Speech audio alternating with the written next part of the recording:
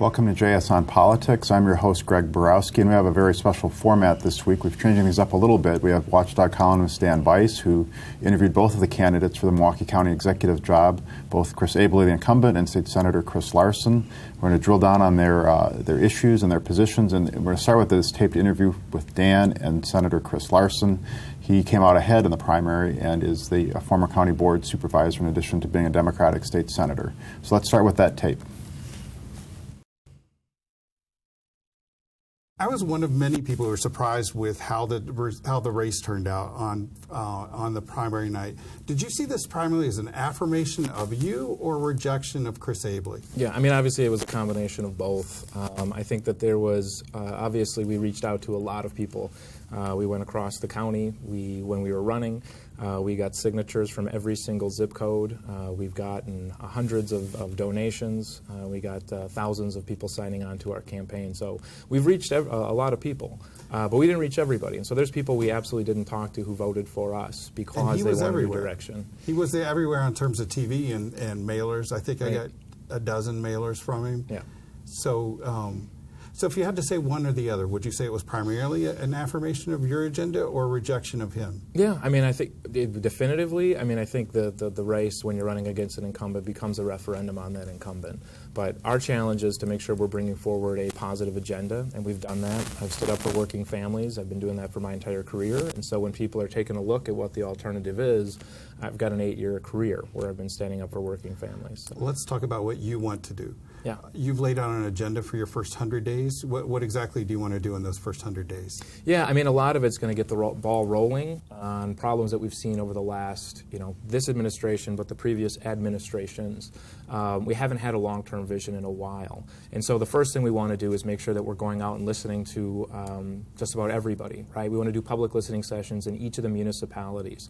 And that's something we want to set every single year. So we'll start by a junior version of Russ Feingold. It is, on a local level, exactly. Yeah, and so if he can do it on the statewide level, I think we can do it at the local level with 19 municipalities. But it's important to have that conversation so that people know both what we are thinking, what we are doing, but can also say, look, here's where I think we should go, here's what I think we should be doing, and be a part of that. So listening sessions, what's next? Number one. Number two is making sure that we're going to Madison to repeal the power grabs, right? And so that has to do with the takeover of MPS. We're going to say we don't want that legislation. We'd rather have schools get the funding that they need and stop doing this divide and conquer, pursuing the latest fad that education, people who are against public education are looking at. That also includes the power grab to be able to do land sales nearly unilaterally, right? Where this power that he asked for has been consolidated in his office without county board approval. That includes the sale of the airport, the zoo, the museum, and we found out about 43 parks. People hear about that, they do not like it, and so we would go to Madison to make sure we're repealing that. A topic that's on a lot of people's minds right now is the Mitchell Park domes. You said you're in favor of repairing it. I haven't heard you say how you would pay for that. How would you pay for repairing the domes? Yeah, I mean, to start off, there's different things that we could have done to prevent this situation, right? When there was a surplus, there was $5 million that was put forward as saying, let's address this ongoing deferred maintenance in the parks. But $5 million is not going to do it now. They would have started, right? But Abele vetoed that. And when it continued to move forward, there was $500,000 allocated specifically for the domes, and the current county executive refused to sign that one, right? So there's different things we could have done to address this beforehand. Now that we're in the situation, I would argue, due to a lot of mismanagement by this county executive, we'll have to address it head on. I, as a Milwaukee County resident and somebody who's lived here his whole life, I mean, I have the same reaction I think a lot of my neighbors did, which is like, this is a part of our soul of who we are as Milwaukee County, right? The same reaction as the hundreds of people who showed up last Wednesday night. And but said, the figure is enormous. And we're talking about $75 million or so. Yeah, I feel like that estimate is inflated, and I don't necessarily trust that as being an honest assessment of exactly what needs to happen. The numbers that I've seen and the other people that I've talked to said it could probably be done for $15 million per dome, which adds up to about $45 million. So we look at competitive bidding and figuring out what it's going to take to make sure we're rebuilding these things. I think we can do it for a fraction of what they're saying. Would you need a new funding source to help pay for this? Well, we'd have to work and see exactly what our fiscal situation is. If we need to borrow to be able to make sure we make it happen, that's on the table. If we can work for federal money to make sure that this happens, that's on the table. Or work with the state, right? I mean, even the Journal Sentinel has come out in favor of trying to make sure that there's regional funding for regional public goods and regional entertainment. And I would argue the domes definitely fit that. So we're going to look regionally to try and figure out how to pay for this. When you were a Milwaukee County supervisor, you pushed pretty hard for a sales tax increase. Yep. That would be dedicated to parks, transit, and other things. Yeah. Are you still supportive of that? Yes, very much so. And the reason... And that would be how much of an increase? So when we passed the referendum, when the public passed the referendum, over 200,000 people voted for it. 52-48. Right. But, you know, I remember I was brand new on the county board at the time, and everyone said, don't push a sales tax. No one's going to vote for that. Don't you know this town?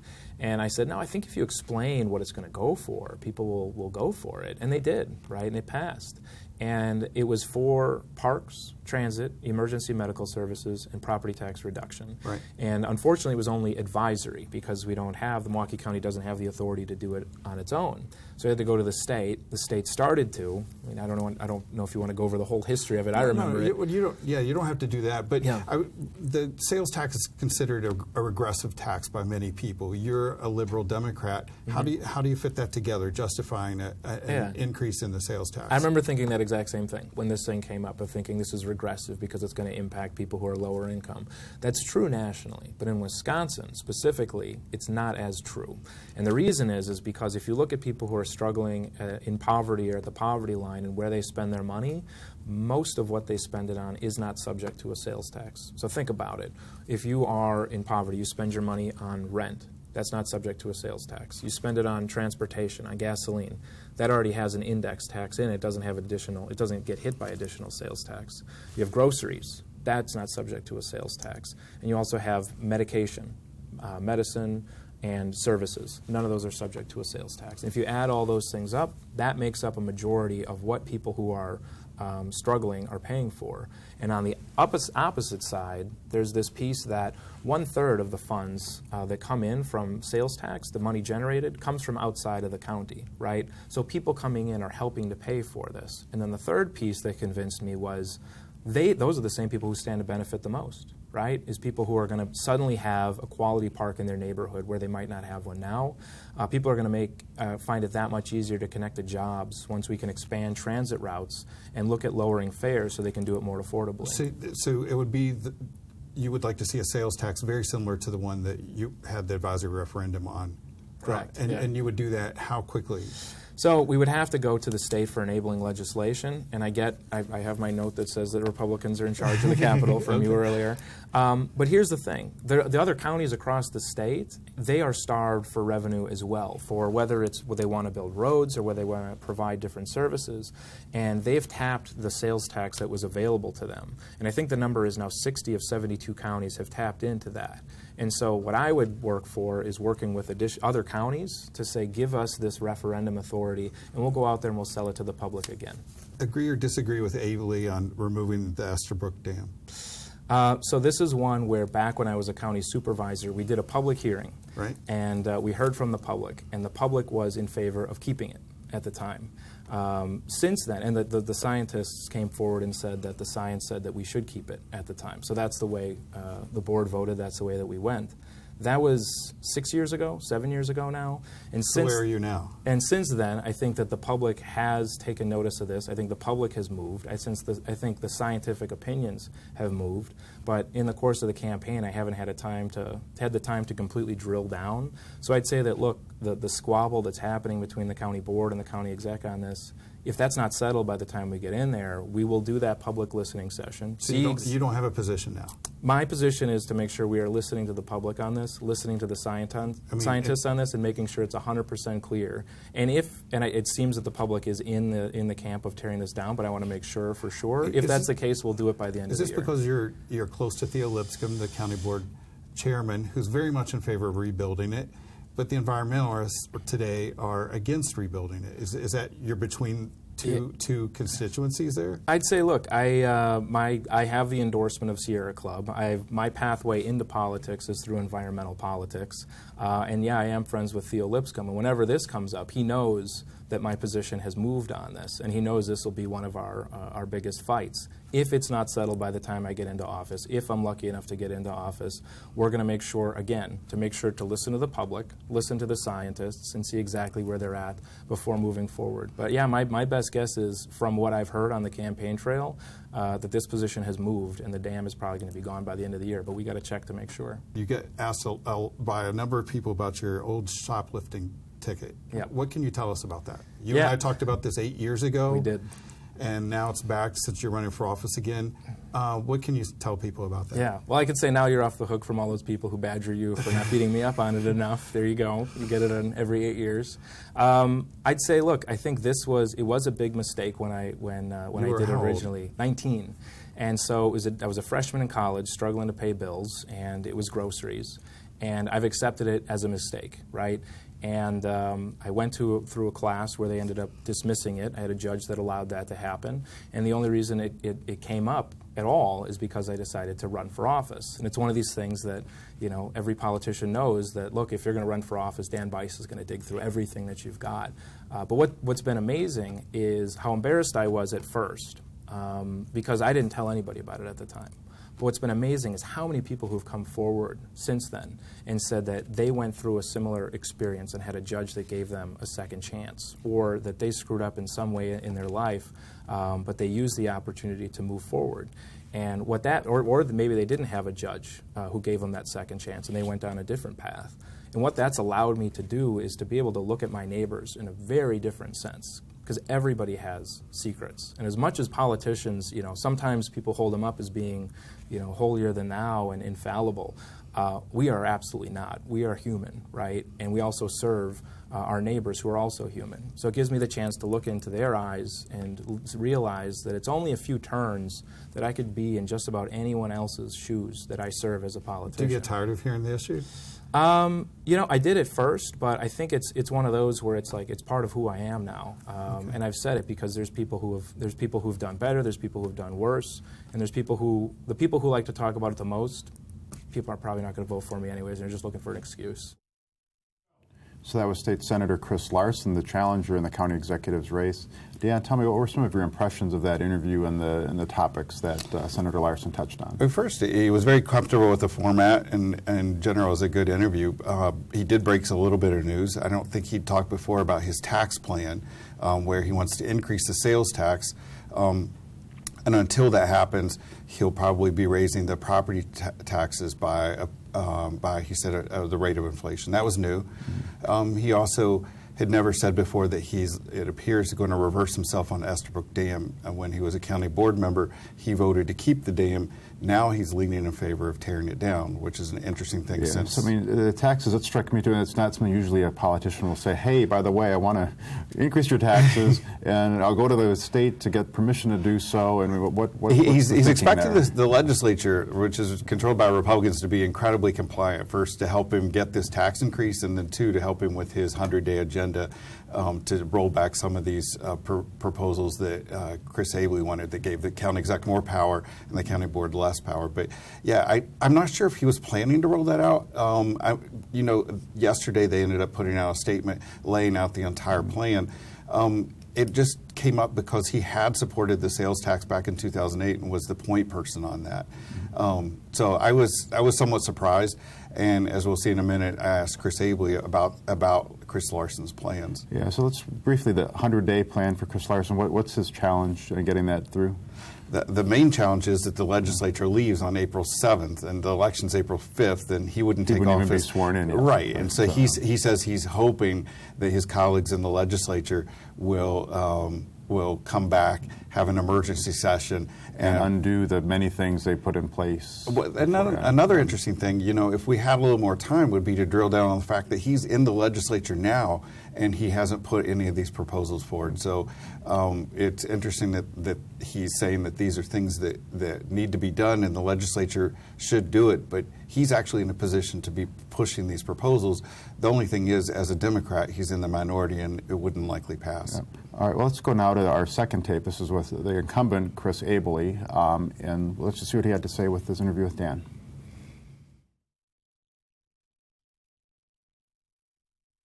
You spent a couple $1 million before the primary, which was a pretty substantial amount of money compared to other races. Did you realize that it was going to be difficult that this was going to be a tight race between the two of you? Is that why you started spending so early and so heavily? Well, I think it has more to do with the fact that in the last 5 years, we really haven't spent an awful lot of time or energy talking much about what we do. I spend a lot of time getting excited about what's next. Right. Sorry. At the county, in terms of like a communication staff. I mean, you've been covering city and county for a long time. We don't have the horses that the city does. Not that I begrudge the horses. And also part of it is, we don't. We'll probably have a slower tap on press releases, but. The good news is I feel like there's an awful lot we've done, a lot of areas where we've made significant progress, not just increasing, and restoring services, but in some cases turning things that were getting worse to getting better. So there's a lot to talk about, not a lot of time to do it. Most of your ads were very upbeat and positive. Mm-hmm. Will that change in the next 6 weeks? Well, there wasn't much compare and contrast between you and Chris Larson. I think most of what people hear today is a lot of negative. I mean, everybody's watching the primaries right now.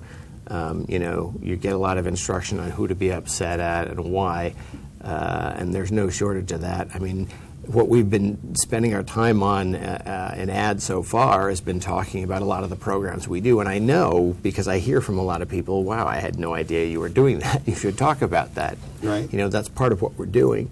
And I think, certainly now we're in a general, and there are contrasts between both of our approaches, both of our backgrounds. And I think, I want to make sure that people have, people can make the decisions and should make the decisions they want to make, but they should be informed decisions about the realities of our track record. Last question about the campaigning part. Do you have a budget as to how much you will spend? I will spend no more than this much in No, I don't like to, with campaigns or really any other project, sort of rule in or rule out options. I think most people know that about me. I mean, I'm distributively non-absolute for some people, but I like to stay flexible and never limit my ability to change or optimize a tactic. In your 5 years in office, you said you've held the line on property tax increases. I've never introduced an increase in that property tax levy yet. And it's been this way where you propose holding the line, mm-hmm. The county board then increases it, and then the next year you keep it at the same level as the increase from the previous year, correct? Well, there's one step in between. They increase it, and I veto the increases and try and explain why we don't need them. So Chris Larson says this is a gimmick and game that you do, and that he's going to introduce realistic budgeting, and that he's going to propose budgets that are limited, in most cases, to the rate of inflation. And if it's higher than the rate of inflation, he'll go to the public and explain why it should be higher than the rate of inflation. What do you think of his idea? Well, I think when he was at the county, debt and deficit wasn't decreasing the way it is under my administration. When he was at the county, services weren't being restored. You can do both. And I guess one more point, Chris clearly has more experience being an elected official than I do. I'm lucky enough to have a lot more experience managing and being accountable for budgets and staff, being executive, and getting things done. That's why for 5 years I've always said, hold me accountable, but not for what I say I'm going to do, what I actually get done, which makes me very comfortable saying, hold all of us accountable. So if you're elected for the next 4 years, will you stick to the same pattern where you do not propose an increase in the tax rate? Well, what I'd like to do is I'd like to, as I said, we've dropped hundreds of millions off the liability, but there's more to go. The debt service is 112 down to 61. I'd like to get it all the way down to 0. Right. I'd like home run. We continue to increase and improve services, lower debt, and eventually lower taxes. I think we can. You think you can in the next 4 years if you're elected? I'm not sure. In the next 4 years, it might be tricky, but we can get a hell of a lot closer. But no increases during that time? I don't think so. Okay. Is that a pledge? You agree? I mean, I don't think so. It sounds a little squishy. Well, right, but here's the thing. I don't think so from a guy who's never done it and has lowered debt every year, and the public policy forum, who they're not prone to hyperbole, said remarkable turnaround, would have been unthinkable. That was this year's assessment. So it's not set in stone, but that's your goal, is not to do that. That's my goal. Chris Larson also told us today that he's proposing an increase in the sales tax from 5.6% to 6.6% to pay for parks, transit, local emergency services, and to provide property tax relief. This is there was an advisory referendum on this in 2008, and he was one of the leaders on that, and says it's regrettable that we didn't pass it then and shift the financial obligation from the property taxes to the sales tax. Would you go along with something like this, or would you reject it? Well, I mean, the first issue before you even get to that is somewhat academic. I mean, until the state changes the law, which would have to happen to allow us to do this, it's not even a possibility. I mean, your job as executive is to build plans not based on the reality you'd like to see. Mm-hmm. You have to build on the reality that is. That doesn't mean you can't work towards that, but I'm not going to base plans on something that until law changes, I won't work. And if he is going to change state law to do it. He says he will go to Madison and lead the fight to get this changed. Well, yeah, so it's probably fair. I said when I ran for office 5 years ago, I was going to lower debt. I did. I said I was going to reform behavioral health division. I did. I said I was going to stop raising fares and stop cutting routes of transit. I've never done it. Has Chris been able to get a lot of legislation passed? I think one of his complaints, it seems like with me, is that I'm insufficiently angry at Republicans. I'm willing to freely admit that I have a lot of Republicans who I'm proud to call friends. I don't have a compelling need to hate people I disagree with, but functionally important. Right now, the Republicans have a significant majority in the Senate and a significant majority in the Assembly and the governorship. Right. And the time that Senator Larson has been in Madison, that's increased. And whatever else you think of it, it seems unlikely to me that the group that put in the law that makes the sales tax illegal is going to, for Chris Larson, say, just kidding, we're going to change it. It's independent of the merits of it. A few questions from readers that have been sent in for you. Most of them a little shorter than the ones we've been discussing so far. If elected, would you serve the full 4-year term? I can't imagine not, yeah.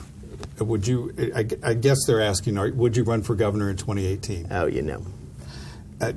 Someone pointed out in this note that TIA has bought the domain names for Abele for Wisconsin.net and KingAbele.net. What is the reason for having done that? Probably to prevent someone else from doing it. Okay, so KingAbele.net, taken. No one else can get that. Right. We haven't talked about the Mitchell Park Dome. Someone wants to know, would you be in favor of tearing them down under any circumstance? And if not, how are you going to pay for the $75 million? You say it costs, Larson says it's $45 million. So how would you pay for it if you don't tear them down? Yeah, well, if we don't tear it down, it would probably be a while. I mean, one thing is because over the last few years we've been both reducing the amount of buildings we have to put capital financing in. We've also paid down debt, so we've got a bit more room for capital that I don't like to borrow. If we decided as a community, hey, look, we want to do domes again for the next 50 years, we'd probably come up with, as I generally try to, whatever the most sustainable way we could do. I'll tell you one thing. Right now, we lose about $1.2 million a year just operating them. I mean, it's expensive. You have glass domes called Tropical, and it's in Milwaukee. It sounds like you're open to the idea of tearing them down. Well, in what won't surprise you, and it will be a theme, I like to I try not to ever limit my ability to improve a plan. What I like to do is, whatever we do, things that work, that are sustainable, that serve the public. You know, when the domes replaced the Victorian Conservatory that was there before, I'm sure there was plenty of people who bemoaned the loss of the Victorian Conservatory and saw these new modern McDonald's-y domes as, oh, it was, heresy. I'm sure there were some people who did, right or wrong, and I'm sure whatever we do, if it's changed, there'll be people who will be nostalgic about what was. To me, we just built 2 years ago a lot of wonderful new efficient greenhouses. In fact, that's where the county board had their hearing on the domes. To me, the most important thing is whatever we do there, it serves people. It's what the public and the community wants to see there. And then within that context, it's the most sort of sustainable and efficient. Just help me clarify. You were saying that you wanted something sustainable. You're talking about a sustainable revenue source to pay for if you do repair the domes, or what are you talking about? Well, at a minimum, I said before, they're about $1.2 million a year we lose to operate them.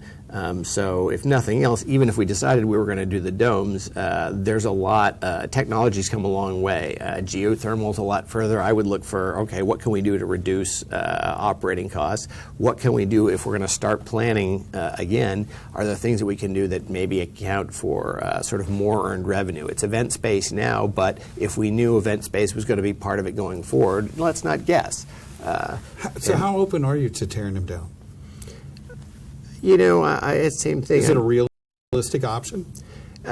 It's a realistic option. Put it this way. If the public says, hey, we don't want to spend, on the finite box of funding we have, we don't want to spend on this $75 million, then I'm not going to tell them they're wrong. Chris Larson says the figure is actually $45 million. Is he just wrong on that? Well, I don't know where he's getting his numbers from. I know that our numbers are based on essentially a dollar-adjusted estimate that Grafe did. I think you guys have covered this. The domes have had maintenance issues for years. Right. I think the initial designer of them would have probably told you, hey, they won't last forever. The glass they use in there isn't made anymore. There's over 10,000 panes of glass, so it's a very technically difficult thing to replicate. So that was Chris Abele, the incumbent, who again finished a narrow second in the primary and is maybe for a really tighter race than he imagined. Dan, what were your impressions of your interview with the county executive? We were able to get some good compare and contrast with the two candidates on several issues, including taxes.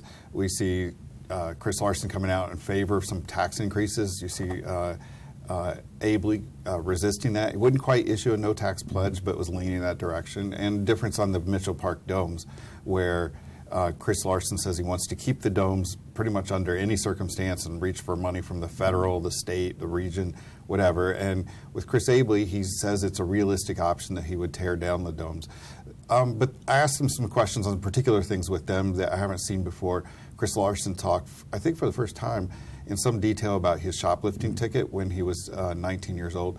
And it was interesting. He presented that as sort of, that's a lesson learned. It's a part of me now. I don't mind talking about it. I last talked to him about this 8 years ago, and he was incredibly hostile. Now he seems to have sort of almost embraced it. I don't think it appears like a noble thing, but it's something that he says he can reach out to others and help identify with people like that. With Abele, I asked him a question that's been kicking around for a long time, which is he going to run for governor in 2018? He said he's not. And I'm guessing if he loses, he definitely is not. Right. But it's something on people's minds. We got the question from several viewers. He also talked to him about how much he's willing to put into the race. He's really got a lot more money available than Chris Larson does. Right. He spent about $2 million on the primary, and my sources have said that he's going to spend over $5 million overall, and it could be as high as $7 or $8 million. And and he's already rolled out a new ad, so he's going to continue spending big money. Larson, meanwhile, has run no TV ads, and he's depending on this third-party group mainly to put out flyers. Yeah, well, in the primary, the Abele ads were kind of these gauzy, walking down the street with people. They were very upbeat. What are we going to see, though, now, because he's got to do his first something. ad, it's a dramatic shift. He's gone from upbeat thing focusing on him to the first ad's very critical of Larson, for some votes he had on banking measures and credit card measures. And it tries to tie him to Scott Walker. The game right now seems to be who is more like Scott Walker, Chris Larson, or Chris Abele. They're both trying to tar each other with that association. Yeah, was that I mean, it's interesting because if Abele is trying to put himself to the left of Larson, Which is what in the campaign, you would feel like, the southern suburbs and places you'd want to be to the right of Chris Larson. And it's going to be hard to get to the left of Chris Larson, but that's apparently what they're trying to do. It's a funny thing because Chris Abele's tried very hard during his, since 2011 when he came into office, tried to be this new type of Democrat who is socially liberal but fiscally conservative, but he comes right out and attacks him by associating him with Wall Street, Scott Walker, and all things bad to Democrats. All right. So always at the end of these interviews, there's usually a question that you wish you had asked or didn't have time for. What questions did you wish you had asked? Both of them, they ran about 25 minutes. We've edited them down. But there was one, if I had one question for both of them, it'd be on the same subject, and that is Chris Larson has gone through a lot of staff changes on his campaign. His campaign manager left, his deputy campaign manager left, his operations director left, just to ask what exactly is going on there and to raise the question of whether he's a difficult person to work for. For Chris Abele, it's been his administration. Since he's taken over, he's had a number of people leave or be fired, a lot of people, in fact. And so I would have wished I could have dealt with that issue with him. And if they come back, maybe we'll get the chance. All right, we'll see if we can get them back. We have 1 month, basically, to the election. I mean, it's a month and a day or two. They seem to like the format, so I wouldn't be surprised if we get them back. Well, what's your prediction for the next month? Lots of ads and lots of negative ads, or what are we going to see? Well, I mean, if Abele's going to spend a couple or $3 or $4 million, it's going to be a lot of ads, and I've heard that they have massive amounts of opposition research. So we'll have to see how they're going to spend it. It's going to be the difference between, using the military metaphor, ground troops on Larson's side against an air war on Abele's side. All right, well, that's where we're going to leave our show for today. You can find the full interviews with Chris Larson and Chris Abele on our website, jsonline.com. We'll be back next week at the same time with a show that will be, looking at the presidential race and other doings in state politics. So thanks for joining us.